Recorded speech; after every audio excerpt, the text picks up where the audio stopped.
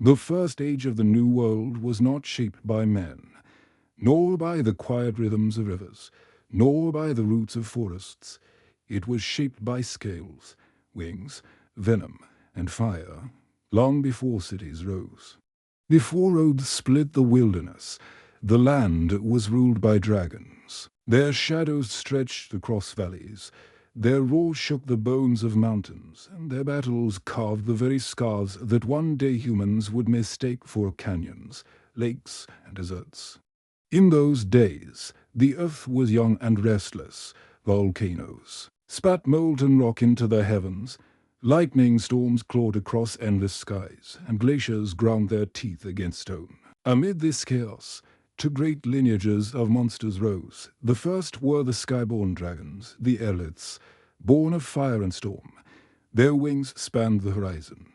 Their scales blazed with colors that burned the eye scarlet. Gold, azure, black as night. They breathed flame hot enough to boil rivers, and they considered themselves the eternal rulers of all that flew beneath the sun. But they were not alone. From swamps, marshes, and tangled mangroves came another kind, older, earthbound, and cunning. These were the Drakkar, the great war lizards that men in later ages would remember only dimly as Komodo dragons.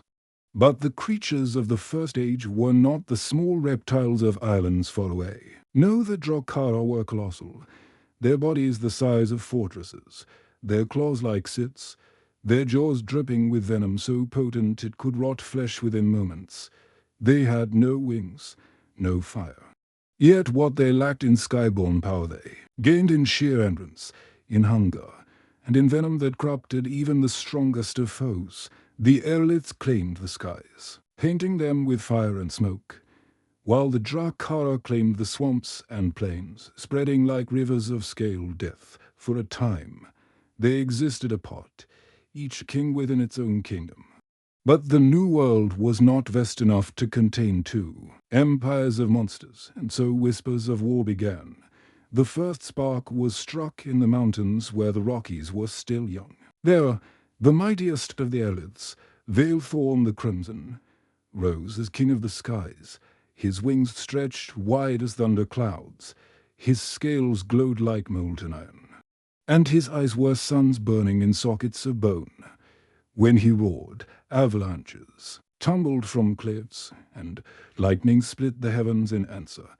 His kind gathered to him emerald-scaled hunters, silver-winged matriarchs, black-scaled destroyers. Together they forged a dominion of flame and storm not far to the south, in the drowned valleys of what men would later call the Mississippi.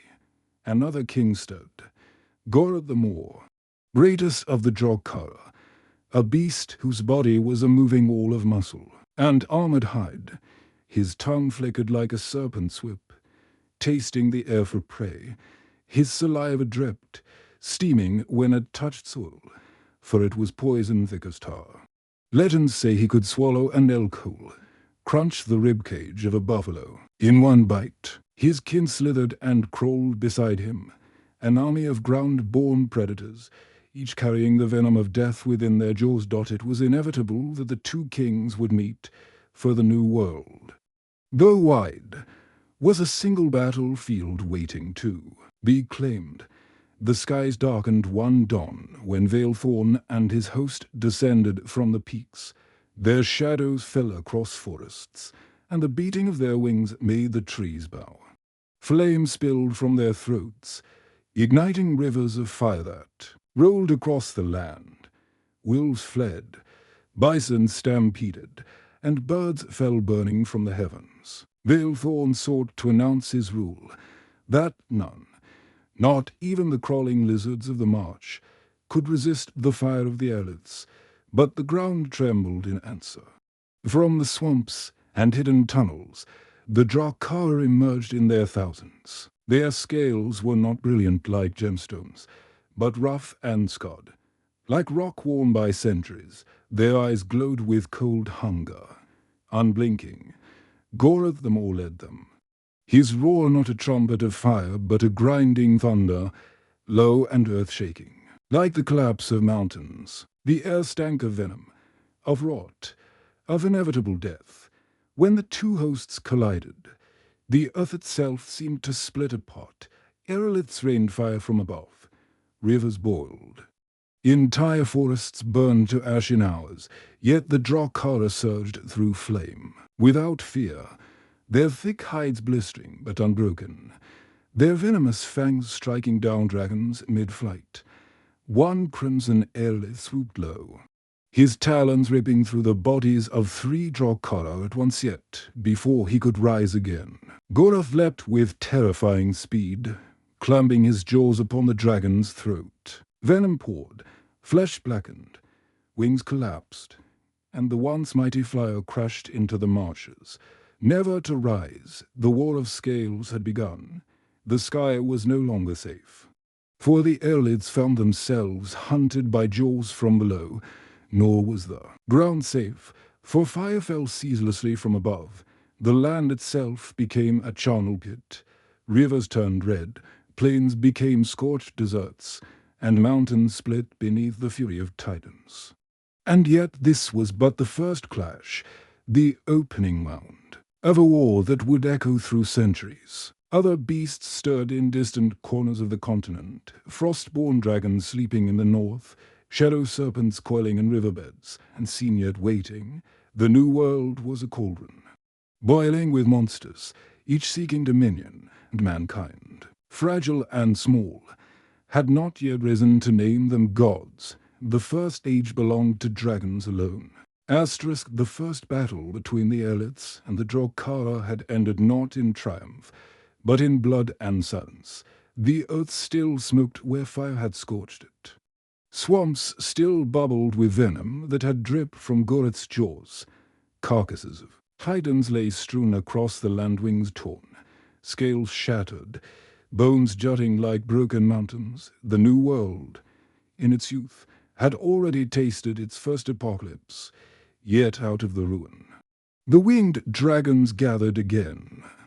Though many had fallen to the venomous jaws of the Drakara, those who survived rose higher, more resolute, their pride unbroken. For the Aeroliths were not simply beasts of fire, they were architects of the sky, kings of air and flame, born not to retreat, but to conquer, high in the Rockies.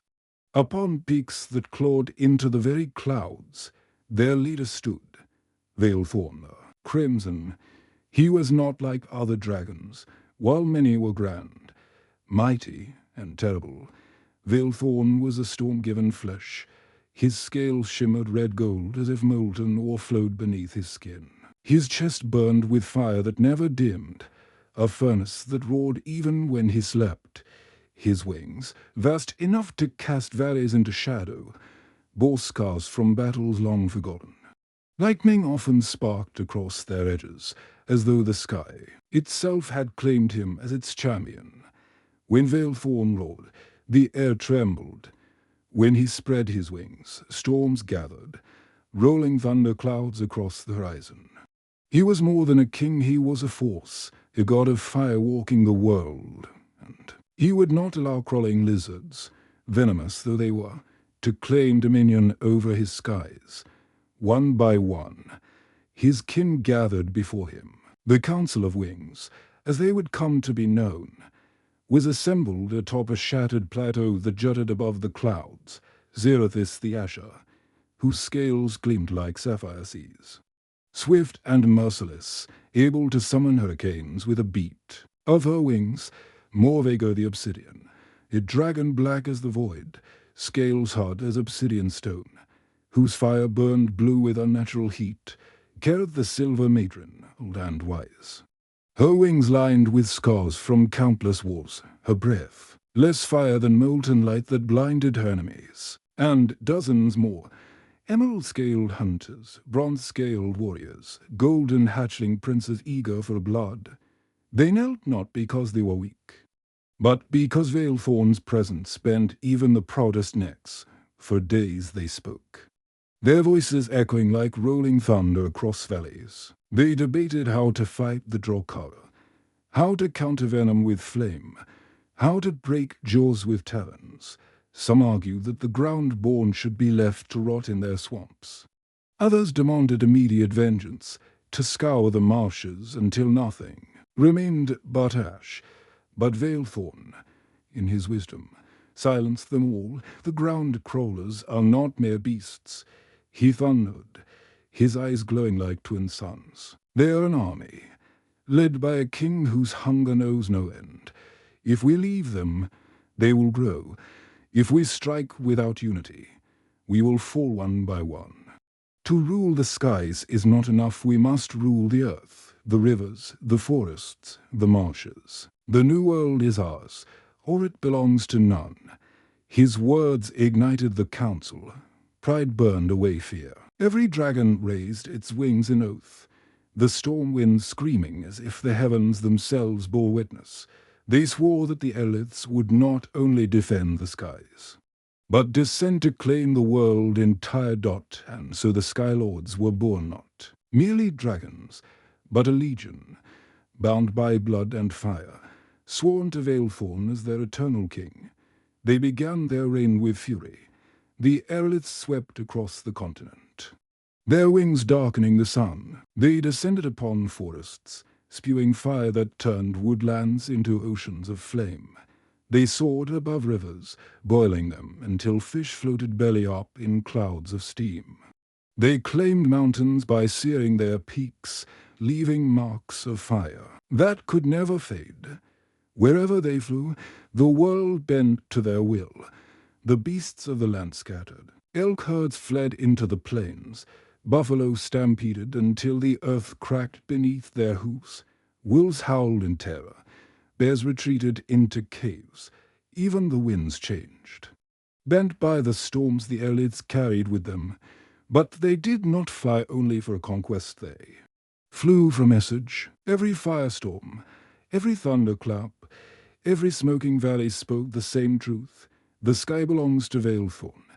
Yet even as the Eliths spread their dominion, the memory of the Drawkara haunted them. Too many kin had fallen to venom, their mighty wings blackened and rotted mid-flight. Too many carcasses of fireborn dragons had sunk into swamps, dragged down by crawling jaws. Veilthorn knew what his kin did not speak. The war with the ground-born was not over. It had barely begun. One night, as lightning storms danced across the Rockies, Veilthorn gazed into the horizon. His flames dimmed.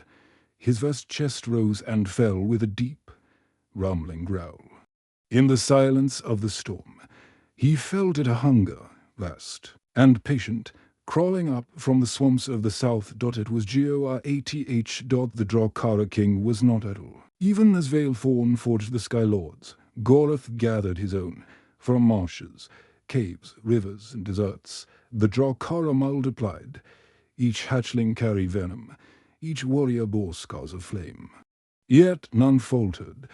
They were not creatures of pride, but of survival, and survival made them relentless. Gorath's growl echoed through the night, carried on winds from the Mississippi to the Rockies. Though separated by forests and plains, the two kings felt each other's presence, one in the sky, one on the ground, both unwilling to yield.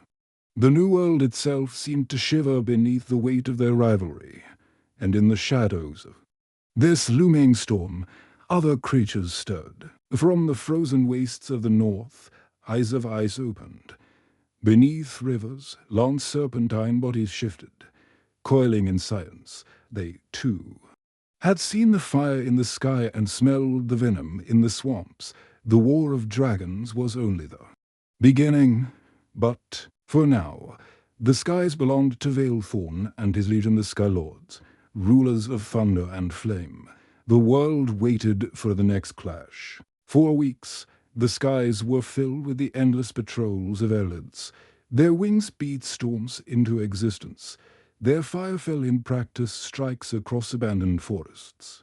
And their roars rolled like drums of war.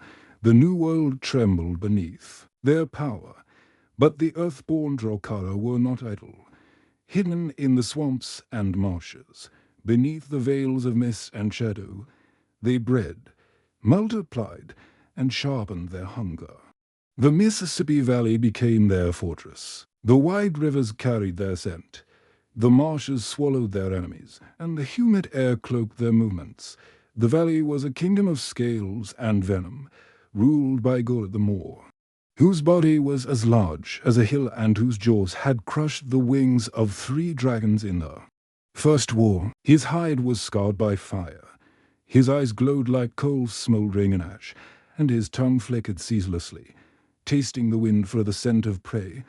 Goroth was no longer content with swamps. He had tasted the flesh of skyborn dragons, felt the heat of their fire in his bones, and found it intoxicating. To him, the Eliths were not kings, but meat. His horde whispered in the dark reeds, "The sky burners will fall. Their wings will rot. Their bones will feed our each ATCHLINGS. And so both armies prepared. The storm broke at dawn. On the first morning of the great clash. Thunderclouds blotted out the sun. The Erliths descended from the Rockies, a legion of fire and storm. Their wings churned the clouds into hurricanes. Their bellies glowed with embers ready to ignite the world below. At their head soared Veilthorn the Crimson, a comet of flame streaking across the heavens, his roar shaking the bones of the valley. Beneath, the swamps boiled with movement from reeds and rivers. Thousands of Drakara poured forth, a black tide of muscle and teeth. They hissed, they snapped their jaws, their claws tore the soil. Goroth stood at their center, rising above them like a mountain of venom and rage. He opened his jaws and unleashed a roar so deep the very waters quaked, and the sound of it clashed against Veilthorn's thunder like to gods colliding. Then the war began. The sky turned red. Erliths dove in screaming arcs, flames pouring from their throats, trees ignited in walls of fire, marshes hissed and steamed, rivers boiled into clouds, whole battalions of Drakara were consumed, their scales cracking, their bodies thrashing in fire. But for every one that burned, 10 more surged forward, unbroken. The ground-born answered with venom. Dozens of Drakara launched themselves from the swamps with impossible speed, their jaws snapping onto wings and legs, dragging skylords from the heavens into the muck, their saliva frothed with poison, dripping into wounds, eating flesh until even mighty dragons fell shrieking into the mud. One emerald Erlith swooped low, his talons tearing 3 Drakara apart in one slash, but before he rose, another latched onto his throat, venom gushing. The dragon screamed, flames erupting wildly from his mouth as his wings buckled. He crashed into the river, boiling it as he died, while the Drakara tore his carcass apart. Above, the battle raged in chaos. Morvego the Obsidian unleashed his blue fire, so hot it melted stone and turned the swamp into glass. Dozens of Drakara shriveled in his flames, but Goroth rose from the water and struck him. His jaws clamped round Morvego's wing, snapping bone, tearing flesh. Poison surged into the wound, blackening the dragon's scales in seconds. Morvego's roar echoed for miles before he fell, writhing into the marsh, his body devoured by the swarm. Veilthorn saw his kin falling, and fury consumed him. He dove like a burning meteor, flame spiraling from his body. He struck the heart of the Drakara horde, his talons ripping into dozens at once, his fire blasting craters into the swamp. Goroth surged to meet him, and at last the 2 kings collided. Their clash shook the world. Fire engulfed Goroth's hide, burning deep into his scales. But the great Komodo did not relent. He clamped his jaws onto Veilthorn's side, pumping venom into the dragon's flesh. The crimson roared, twisting, slamming his wings into Goroth, dragging him through trees and rivers. They smashed mountains of stone into rubble, tore forests into splinters, and churned rivers into steam. Above, the Erliths and Drakara clashed in their thousands, fire and venom raining upon the earth. The swamp was no longer swamped, but battlefield. No longer valley, but inferno. Blood turned the rivers. Red dot the duel of kings raged for hours. Veilthorn's fire seared Gorith's face. When I bursting into ash, Gorith's venom rotted Veilthorn's wing, black veins spreading across his body. Neither yielded, neither faltered. Their hatred was too deep, their pride too vast at last. The ground split beneath them, their struggle tore open a canyon, swallowing rivers and forests into its depths. Smoke, flame, and poison rose together into the sky, blotting out the sun. When the dust cleared, both kings lay wounded, Veilthorn's wing torn and useless. Gorith's body scorched and bleeding, yet neither was dead. With snarls of fury, they retreated, Veilthorn limping to the skies with his remaining legion. Gorith sinking back into his swamps, his horde dragging him into the depths.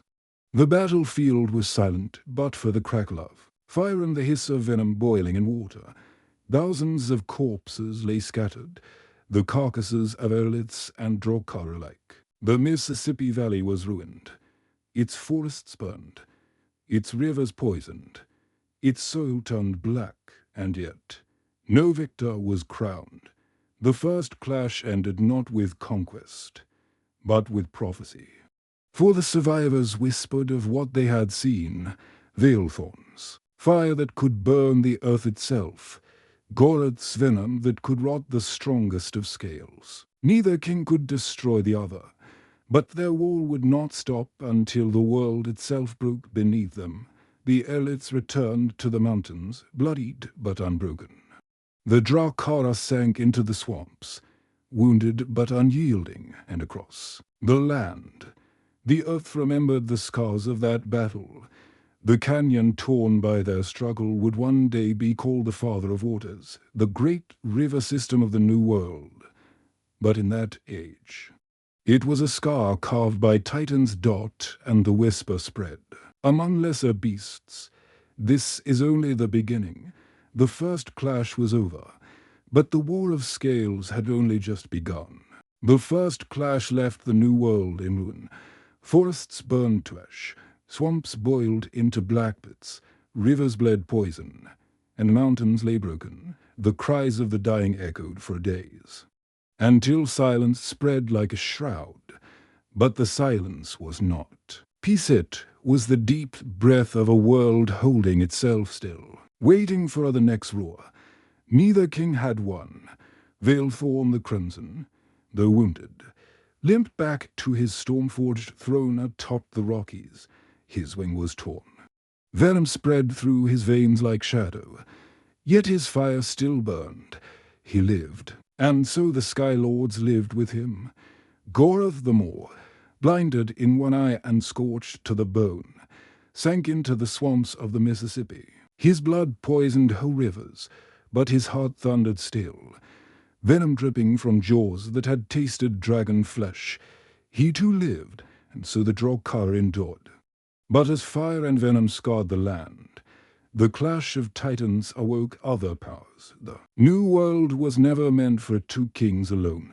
Far older, far colder, far darker forces stirred in its corners, roused by the fury of the war. The first to rise were the Frostburn.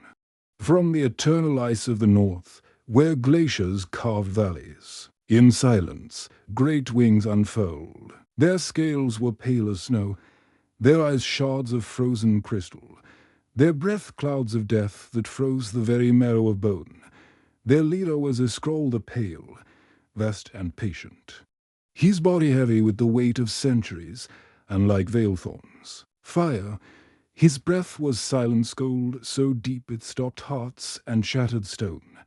When a scroll roared, avalanches thundered from mountains, and entire forests turned to glass in an instant. He had watched the fireborn and the groundborn slaughter each other, and he had seen opportunity, for if flame and venom left the land barren, then ice could claim what remained.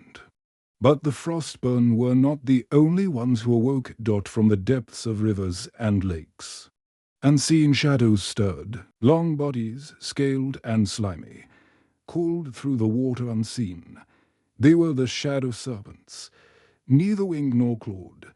but endless in number, their forms stretching longer than rivers. Their movements silent as death, their whispers slid into the minds of beasts, carrying madness like venom of the soul. Their lord was Nivuth, the serpent of night, whose body could encircle mountains, whose fangs dripped with poison darker than shadow. And like Veilthorn or Goreth, he did not roar, burn, he whispered. His voice slithered into dreams, twisting will into despair. The serpents had waited in silence for ages, content to hunt in shadows. But the war of dragons promised something greater. A world cracked open, ripe for conquest. And so the land became a cauldron of rising powers. Fire in the west, venom in the south, ice in the north, shadows in the rivers. The new world was no longer the battleground of two kings, but the gathering place of many. The council was inevitable. It was held in a canyon burned black by Veilthorn's fire. Now, half frozen by Iskrul's frost, the air thick with the stench of rot from Drokara corpses. There, beneath storm-laden skies, the great beasts gathered not as allies, but as predators circling one another. Veilthorn descended from the clouds, his scales glowing faintly. His fire dimmed by venom, but still alive. His kin followed, proud but scarred, wings tattered, bodies marked by poison. From the swamps came Goreth, dragged forward by his horde. His body was torn and scarred, one eye gone. His flesh still steaming where fire had scorched him, yet his jaws dripped venom. His roar shook the canyon. From the north, the sky darkened, and a scroll the pale rived, wings like glaciers breaking the clouds. His breath chilled the very air, turning rain to snow as it fell. His kin glided silently behind him, cold as death, and last, from the rivers that cut through the canyon, came the serpents. Nivirath's body coiled through the water, his head rising higher than the cliffs. His eyes glowed with unnatural darkness, and his whisper slithered through every mind present. I am here. For powers, for kings, one world.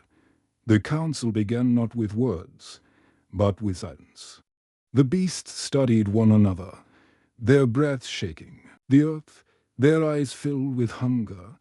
None bowed, none bent. They came not to unite, but to measure, to test, to taste the scent of rivals. At last, Veilthorn spoke. His voice was thunder, fire leaking from his jaws. This world burns for me. Fire is the law of the sky, and the sky commands the earth. Crawl in your swamps, freeze in your wastes. Slither in your rivers, it matters not. All of you bow to flame. His kin roared with him, the canyon glowing red as if molten rock burned within. But Goreth bared his bloody teeth and answered with a roar that cracked stone.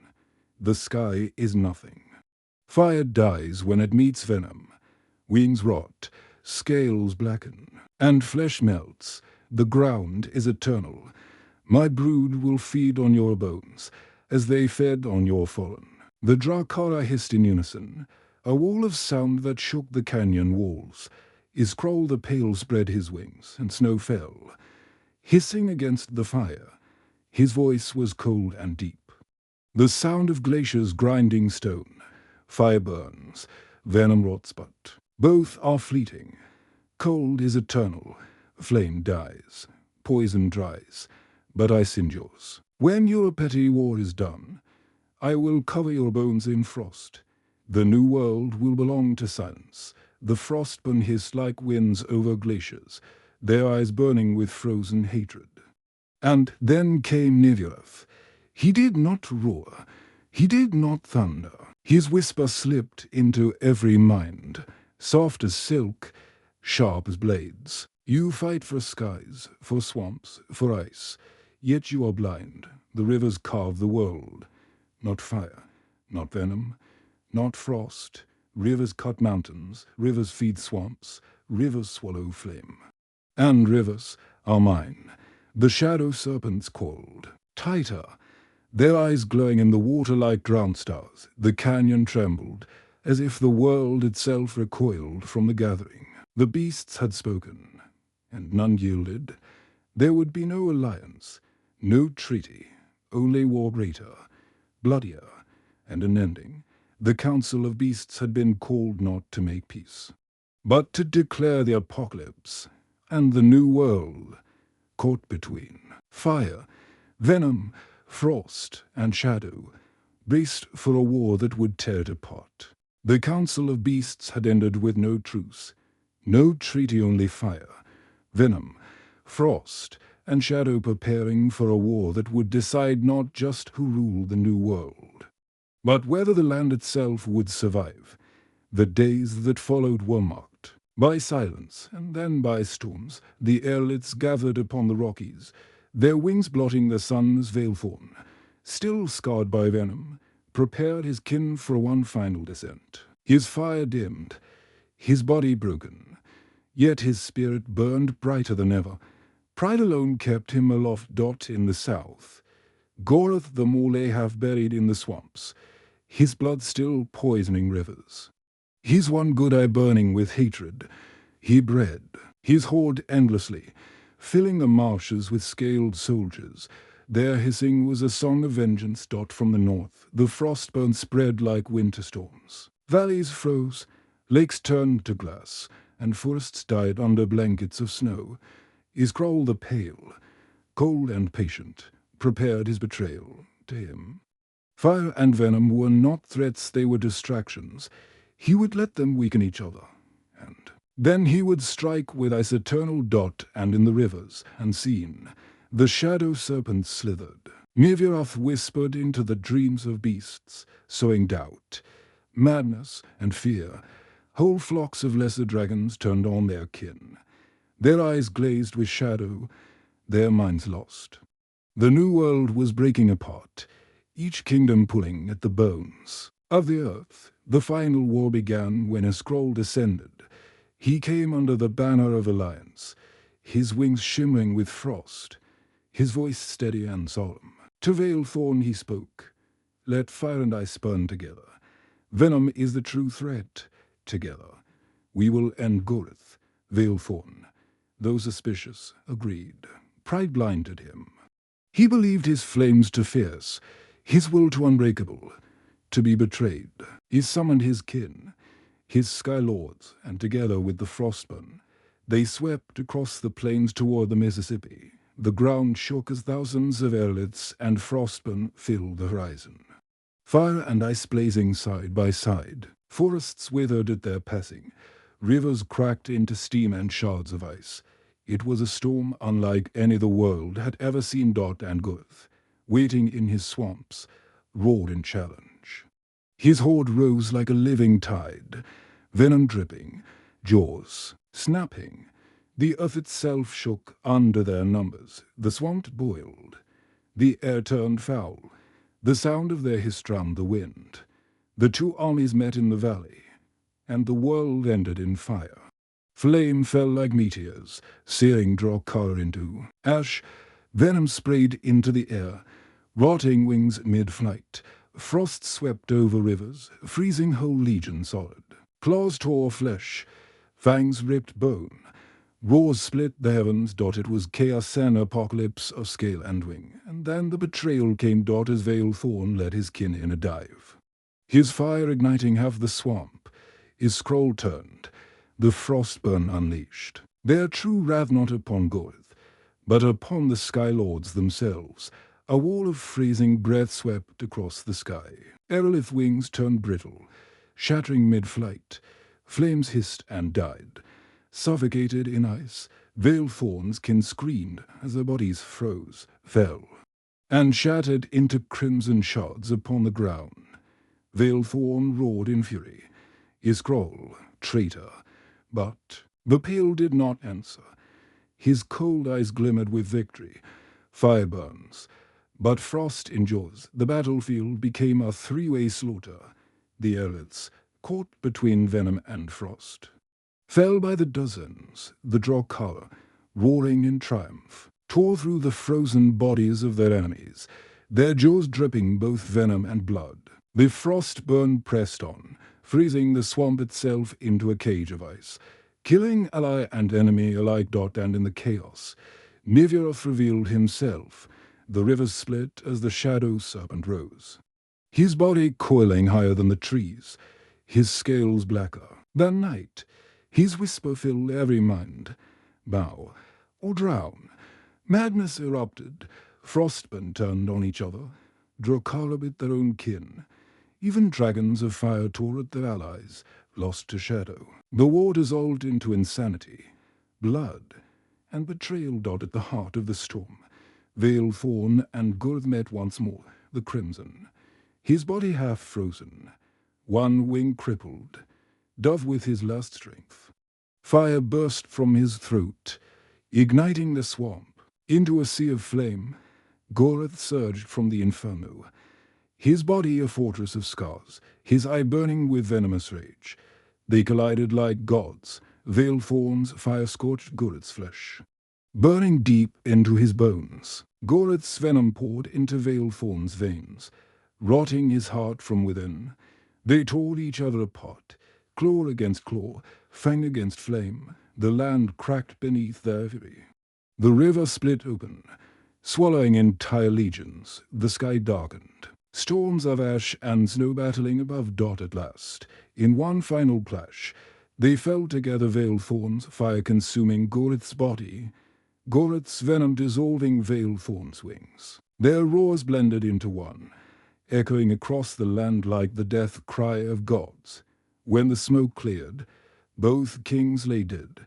The aftermath was silence. The Frostmen, though victorious for a moment, retreated north, their numbers shattered. Their leader wounded by Neviath's whispers, the serpents slithered back into the rivers, feeding on the corpses of the fallen. The Drokara, leaderless, scattered into the swamps, their horde broken. The Erliths, without their king, limped back to the mountains, a shadow of their former glory. The war had ended, but not with victory, only ruin. Centuries passed. The scars remained. The Mississippi Valley, once swamp and forest, became a graveyard of titans. The Rockies bore scorch marks that never faded. The north froze deeper than before. The rivers whispered with shadows. Humans came later, small and fragile, finding bones larger than hills, scales buried in stone, claw marks carved into mountains. They wove stories of thunderbirds, of river monsters, of serpents in the deep. They carved myths of fire gods and ice demons. But the truth was older than their stories. The War of Scales had ended. But its echo never died. Some say Vale-Thorn and Gurth still battle in storms, their roars carried in thunder, their hatred burning in lightning. Some say Niviroth whispers even now in rivers, waiting for beasts to rise again. And some believe that when the world burns or freezes once more, the dragons will return. For though kings may fall, legends do not die.